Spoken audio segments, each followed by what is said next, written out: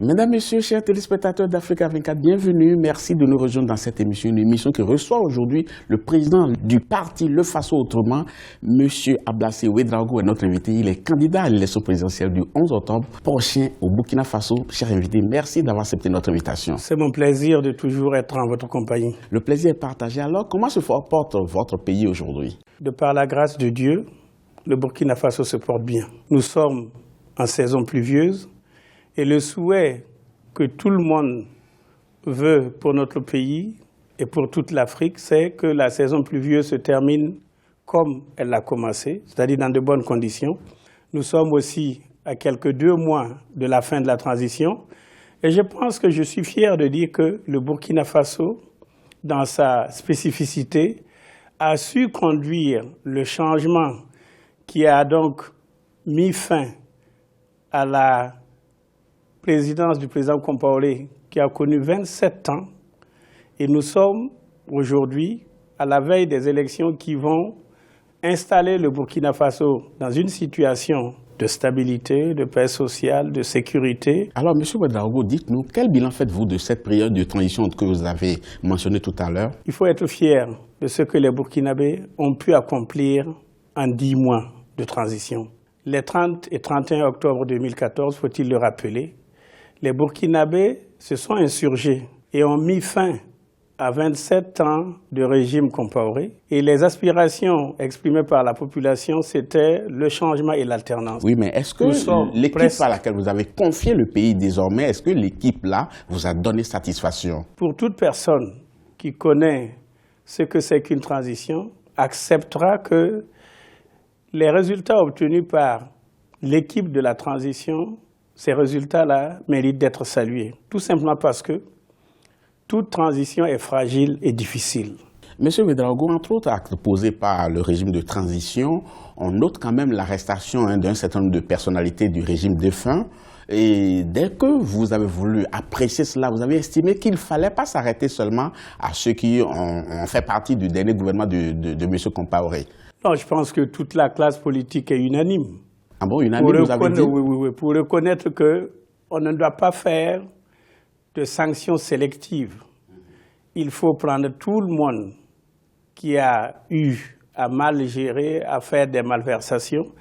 Et notre proposition va plus loin que cela. Nous disons qu'il faudrait accélérer et faciliter donc l'opération Main Propre en faisant 3 choses. La première des choses, c'est que le gouvernement de la transition ou le gouvernement qui va suivre mette en place une boîte postale pour que tous les citoyens qui sont au courant ou qui ont été des témoins privilégiés d'une quelconque malversation, sans faire de la délation, acceptent sur l'honneur de faire donc des déclarations donnant les informations pertinentes. La deuxième chose que nous disions, très rapidement, je vous en prie, et c'est parce qu'on n'a pas beaucoup de temps, oui, au secteur privé, c'est qu'une commission d'évaluation des opérations de privatisation qui ont eu lieu puisse être mise en place pour une relecture de tout ce qui s'est passé. La troisième chose que nous disons, c'est de recenser à travers toutes les institutions de la République tous les projets qui ont été fictivement exécutés. Mais M. Ouédraogo, est-ce qu'en voulant déclencher une opération comme ça, on ne risque pas d'assister à une chasse aux sorcières? Il n'y a pas de sorciers, il n'y a pas de sorciers au Burkina Faso. Mais il n'y a pas de sorciers, mais on peut profiter pour régler des comptes quand même, non? Alors, je pense que si vous arrivez à justifier votre gestion, il n'y a pas de raison que vous soyez pris dans l'étau. Non, je pense que c'est une opération nécessaire et cela contribuera à faire réfléchir les générations futures de demain, oui, que tout ce que vous faites sur Terre peut vous rattraper. Et ça, oui, pour la moralité, c'est une œuvre très, très utile. Je l'ai dit en début d'émission, vous êtes candidat à l'élection présidentielle. Aujourd'hui, on est à 2 mois de cette élection présidentielle-là, mais il y en a déjà une douzaine de candidatures. Et on se pose la question de savoir, est-ce que c'est vraiment l'amour du pays qui vous amène à vouloir être candidat ou c'est une sorte d'opportunisme? Non, je peux répondre pour ce qui me concerne. Oui, et vous? Je suis burkinabé qui aime son pays, qui veut apporter quelque chose à son pays. C'est ce que tout le monde dit, hein? En tout cas, vous n'avez rien dit de nouveau. Je parle à mon nom. Oui. Je laisse les autres donner Les leur autres ont sentiment. dit la même chose, mais je veux la différence. Je veux ce qui fait votre particularité. La différence, c'est que Ablassé Ouedraogo, qui est devant vous, a quand même quelque chose de plus par rapport aux autres. Moi, j'ai une connaissance profonde de mon pays, tout simplement parce que moi, je suis fils de paysan et je suis resté au contact du monde rural. Comme la plupart des autres candidats aussi. Juste là, je n'ai pas encore vu la nouveauté. Qui représentent 80% de la population et leurs problèmes au quotidien, je les connais pour les avoir vécus moi-même. La deuxième chose, c'est que, et personne ne peut me le contester, j'ai eu une carrière internationale et j'ai beaucoup travaillé sur les questions de développement, sur les questions de diplomatie, et je pense que je peux aider mon pays à financer avec conséquence le développement donc que le pays va se donner. Et j'ai un carnet d'adresses que personne aussi ne pourra me contester. Et mieux, mon parti, le Faso Autrement, a élaboré un projet de société.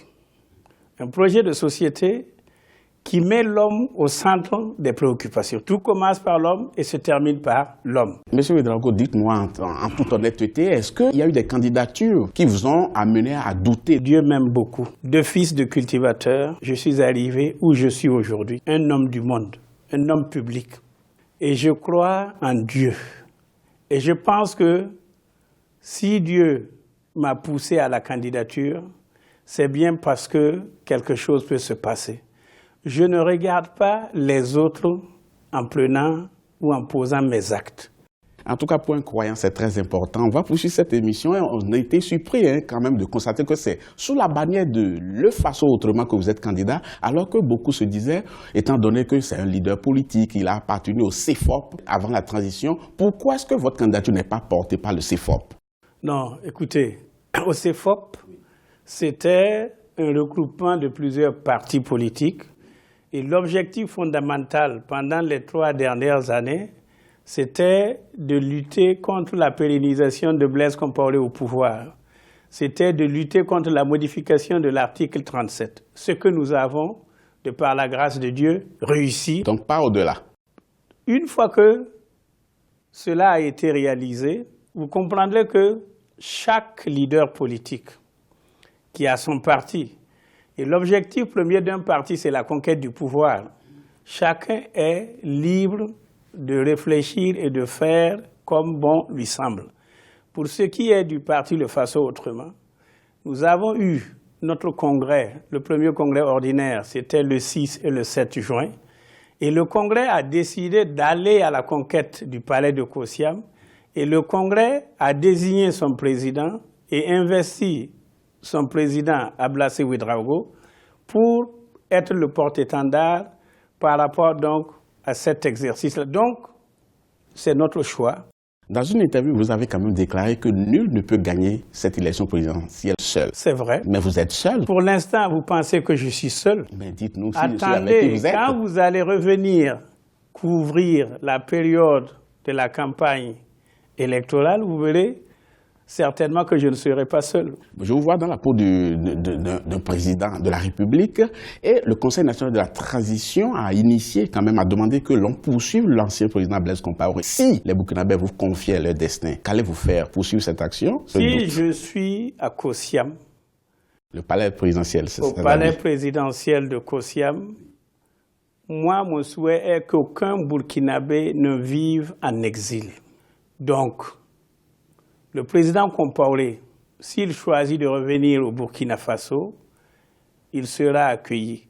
S'il est poursuivi par la justice, il répondra à la justice. Soyons très clairs, M. Ouedraogo. Si le président Blaise Compaoré ira devant la justice, vous aurez un rôle à jouer dedans. Ma question est de savoir qu'allez-vous faire? Est-ce que vous allez accompagner ce mouvement qui est déjà entrepris ou bien vous allez donner un coup d'arrêt à cela? Non, je ne suis pas Madame Soleil.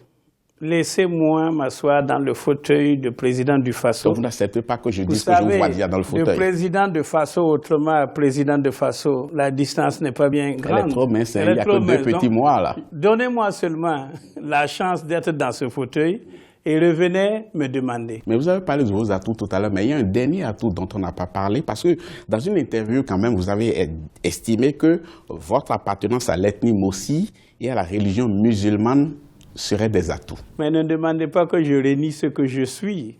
Je suis Mouaga, c'est même pas Mossi, je suis Mouaga. Je suis musulman, je suis fils de cultivateur. Je pense que le dossier sur cette affaire est clos. Non, allons seulement. Je veux juste savoir. Allons aux élections seulement. Monsieur Ouédraogo, merci beaucoup. C'était un plaisir pour nous de vous avoir dans cette émission et d'éclairer la lanterne de nos téléspectateurs. Je voudrais, pour finir cette émission, que vous regardiez cette caméra et que vous adressiez le message de votre choix à nos téléspectateurs, aux Burkinabés qui iront voter le 11 octobre, et que vous leur disiez pourquoi ils devraient voter pour vous et non pas pour quelqu'un d'autre. Chers compatriotes, il n'est pas besoin d'être un charlatan pour comprendre que le candidat Ablassé Ouédraogo est le candidat qu'il faut à la tête du Burkina Faso après l'élection du 11 octobre. Tout simplement parce que c'est un homme d'expérience, c'est un homme de toutes les générations, c'est un artisan du développement. Et le véritable problème de notre pays, c'est comment construire un développement qui pourra être profitable à tout le monde. Et ça, Ablassé Ouédraogo peut être la solution. En tout cas, merci beaucoup, M. Ablassé Ouédraogo, au soir du 11 octobre. Peut-être on se reverra pour faire le bilan, pour voir est-ce que vous avez été vraiment celui qu'attendaient les Burkinabés. J'espère que vous allez m'accompagner à Kosiam. La première interview, je vous l'accorde. Merci beaucoup. On souhaite beaucoup de chance pour la suite de cette campagne qui s'annonce quand même tonitruante. On aura le temps de revenir et de donner toutes les informations nécessaires à nos téléspectateurs. Quant à vous, merci beaucoup de nous avoir suivis. On vous donne rendez-vous très bientôt pour un autre numéro. Merci beaucoup. À très bientôt. Tout de suite, un nouveau journal sur Africa 24.